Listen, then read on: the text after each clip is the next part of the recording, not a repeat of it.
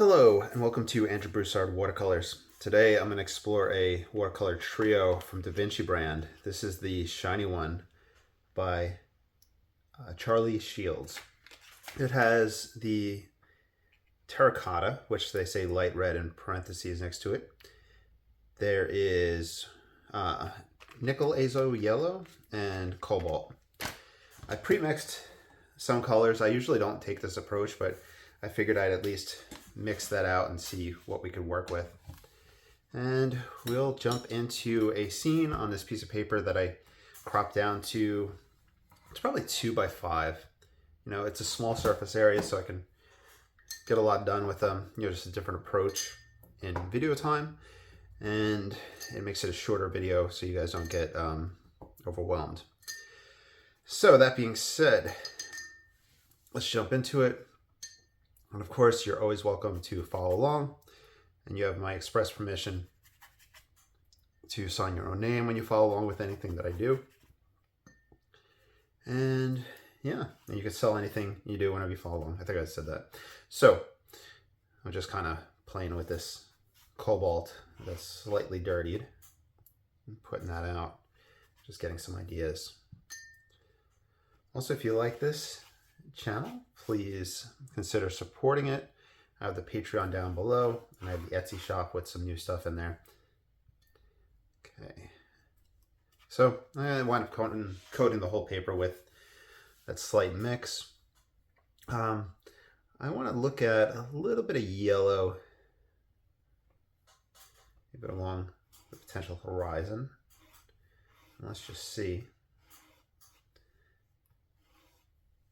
We could use that to just emulate a tree line. That might be what I wind up doing. And yeah, I don't think I want to put any red in the sky. So here's my green mix. Let's get that down for the field.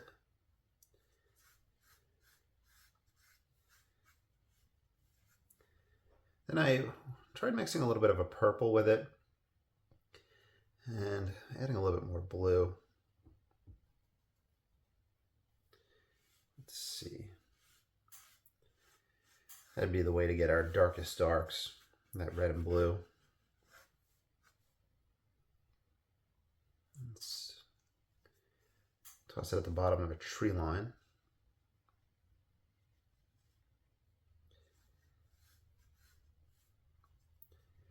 So we're just going wet and wet.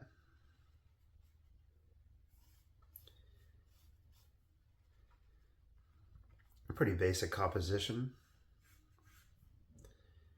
More of that dark in the immediate foreground. And I'm gonna switch brushes real quick, and I'll grab some of the yellow and feed that in strong. The gentleman who put the trio together, the Mr. Charlie, on his website, I think he's like runs the Doodle Wash page. He had said that he liked that yellow, so when you put it down thicker, it has that kind of reddish burnt look to it. I really don't know much about the pigments, other than the terracotta would be kind of a traditional one in landscape painting. Cobalt, all I ever really hear about that, because I don't use cobalt, is that people will kind of use that as a true blue on a palette, that it doesn't lean red or green. All right, we got some cool granulation happening. That's because the cobalt mix. Does the cobalt have granulation? I was going to say ultramarine, but I'm not using ultramarine. But there's something definitely going on there that's causing the granulation. Okay. Some of that strong yellow around these edges. Just catch some light. Let's see how it lifts. Lift out a little bit of texture in the field. If we lift enough, you can probably get an S shape composition right here where we're coming around and the eye's going to go behind those.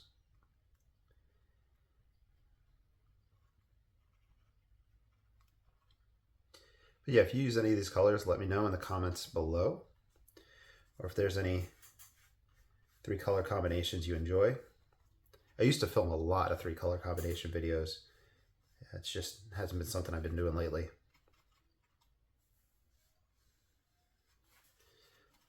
Let's open that up a little bit more. I think I want to look at this green mix. I'll probably mix a stronger one. This one's a little bit bluer. Excuse me.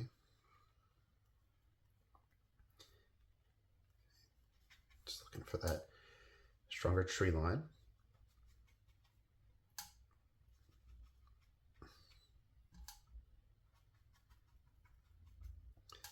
I like to bring my tree lines kind of on an angle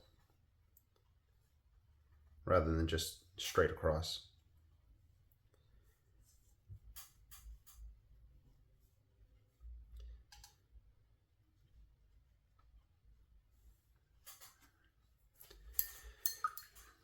Okay, let me grab a little bit of that blue, put in this space right here. Would like to get a little bit of an idea of water.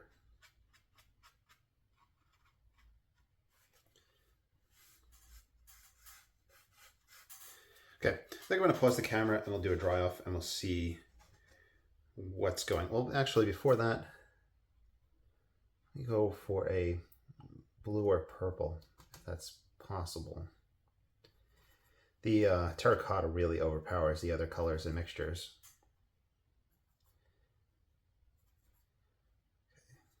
All right, here's a darker purple. So that's the terracotta and cobalt blue.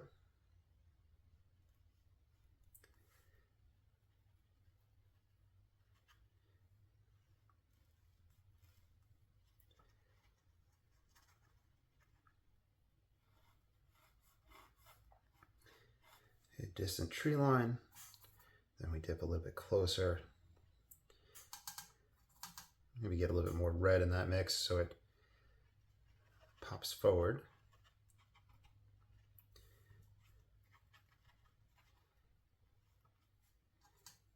And that's that shadow line that I'm looking for.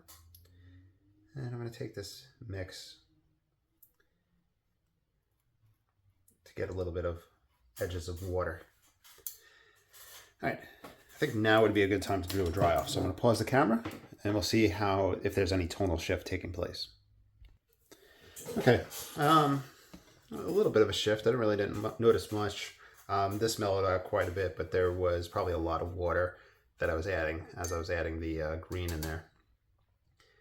So I'm going to go for another green mix. So that's the ultramarine, cobalt blue, sorry, and the nickel azo yellow.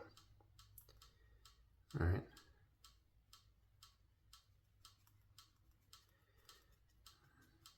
Looking for a little bit of a form and edges and leaves.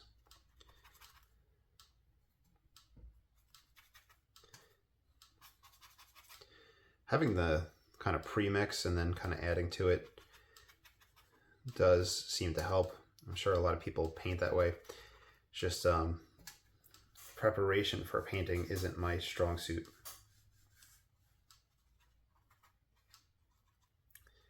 Okay, I wanted to bring that a little bit lower so we have a little bit of movement. Bring this side a little bit higher.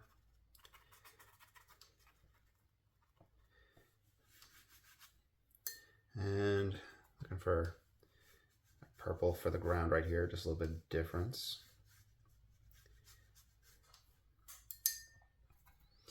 Okay, let's see if we can get a darker green. This is a stronger on the blue side, this mix right here.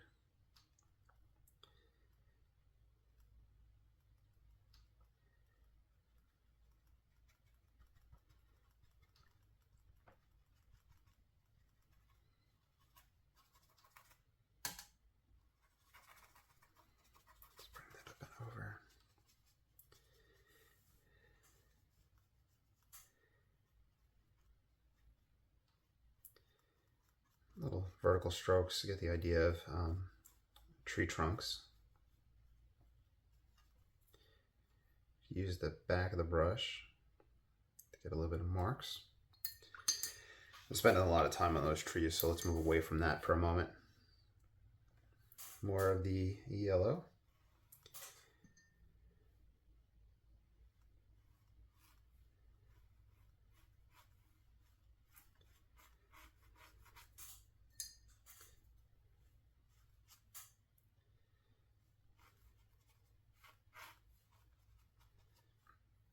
A little bit of an orange mix.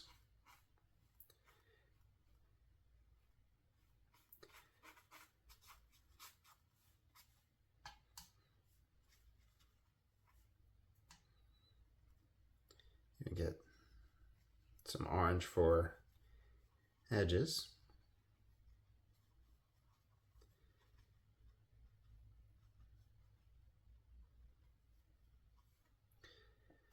And let's go for another quick dark. So cobalt and the terracotta. The terracotta really overwhelms. They're very strong. We can get darker shadows.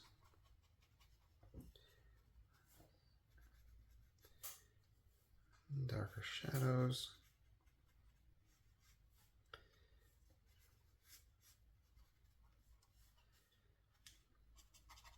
Get a little bit there.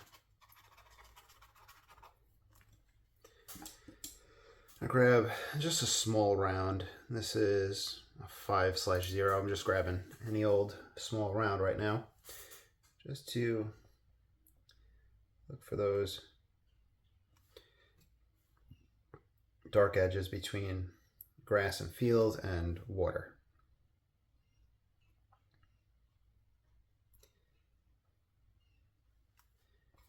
And bringing a little bit of color around, or a little dark around, I'm gonna just kind of add a little to that field.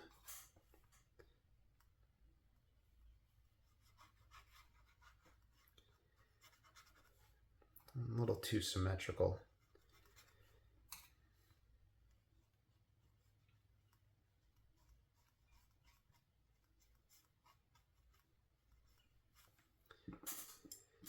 Let's see.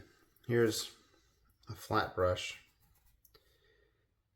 Just grabbing that to look for little vertical grass textures.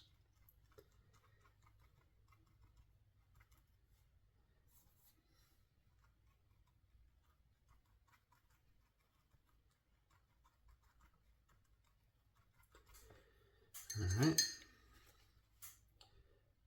Smidge of that yellow on the brush. Gold reflection. If we take a light wash of blue, actually let's do a dry off and then we'll do the next part. Do we want to scrape anything first?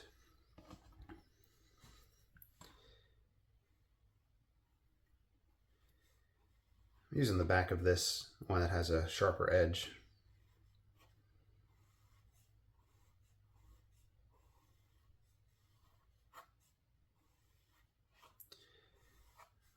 Moving these lines up and down and starting them a little bit closer to us to get a little bit more sense of depth. In fact, I can scrape other spots if they're wet.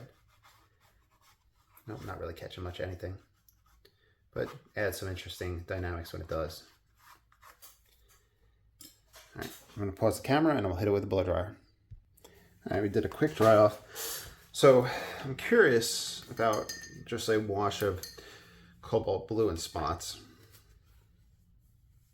Let me get that. Let's look.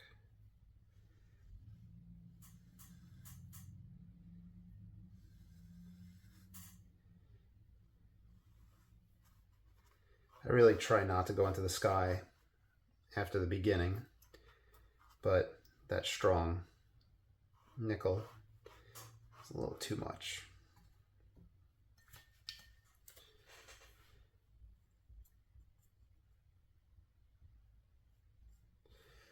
This area is creating a little bit of resist. I wonder if there's something with the paper or if I got something on it from my hands.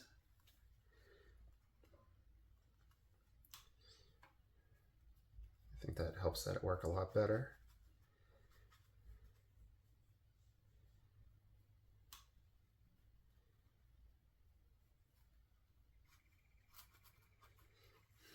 Okay. And look for a little bit more green in that region. And we could look for a little bit more orange closer. Here's a little bit yellow.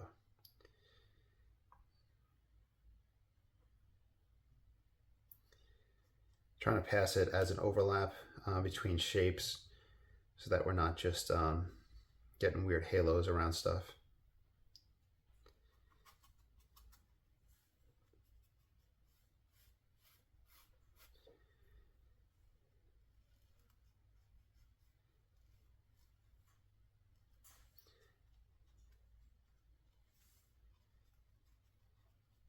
Pass some darker.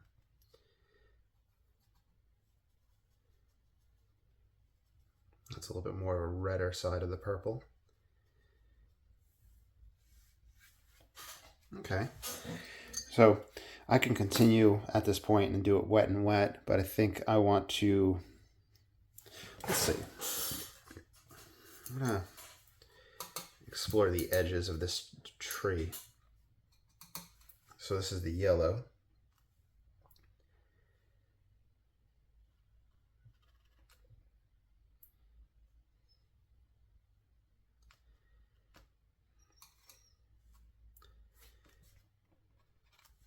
So it's finally, so it's November, halfway through November, and Louisiana is starting to cool down, finally.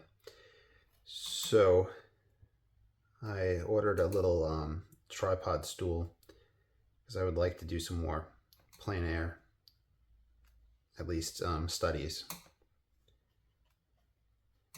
to kind of really embellish my trees. Okay, so that was the yellow being put in there. We can look at our darkest dark. So that's going to be the cobalt with the terracotta. And gently put in a little bit of branches and tree trunks. I'm starting them a little bit lower, like I was talking about with the scraping. That brings it closer and adds more depth.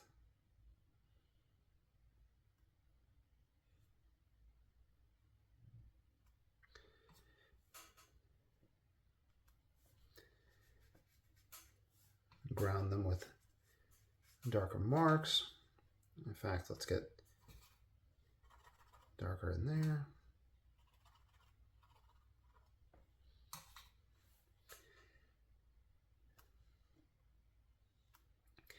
So ultimately, I think this would be fun, especially if you're just starting out and you want to explore different colors, but also have colors that work well together, and you're not working with too much of a palette, so you can really just see how those three work together.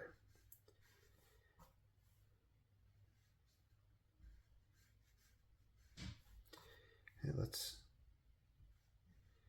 bring a little ridge in that field. Let's see if we can bring a little ridge from this guy. A little bit of shadow.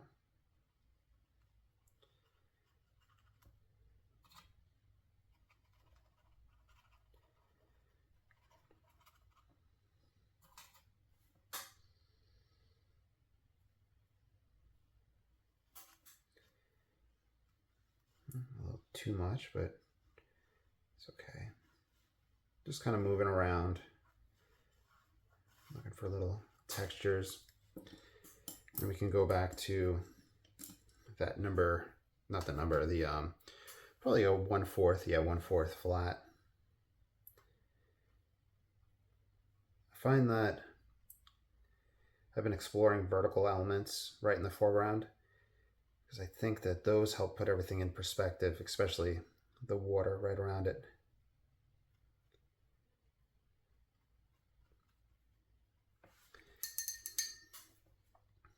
Put a little bit more yellow, just a hint of white, the white of the paper. So we can keep pushing back and forth, exploring, like putting a stronger yellow right in there. We could bring some of that yellow up into those background trees.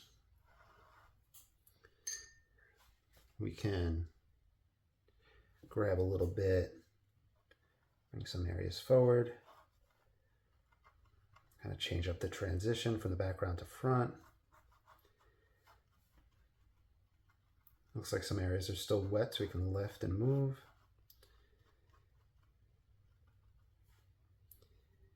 In fact, let's see. I'm going to go for darkest dark. This might be the last portion of this video, or at least the dark.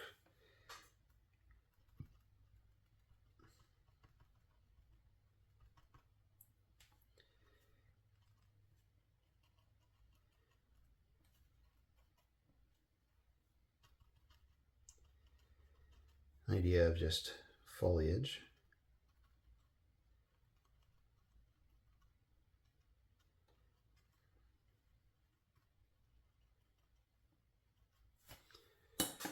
And let's look for a small dark tree trunk.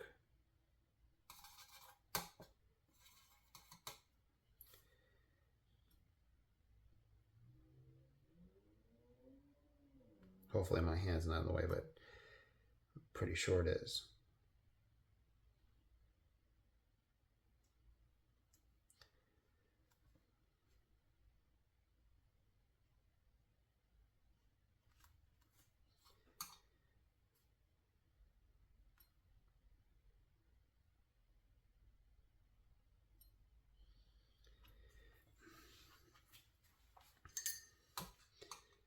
And we can explore those darks as little dots. They'll kind of stipple in.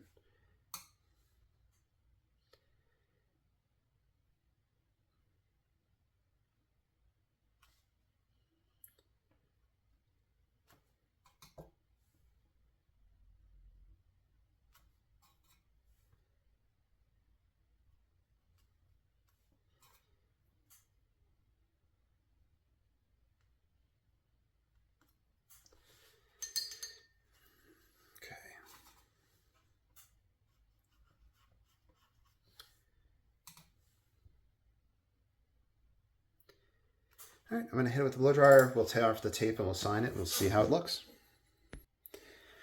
All right, so while I peel this off, I just want to throw out the fact that, like, with watercolor experimentation with the colors, you can see the different moods and vibes, time of year that it might give, etc. So play around with different color combinations and see how they affect your view of it and what it conveys. Here, I don't have quite an idea of what time of year, but I would say that this is more end of the day, at least the way I put it together. And then I'll sign it. And I will sign off. So I hope you enjoyed. Please like, subscribe, follow. You'll have a great day.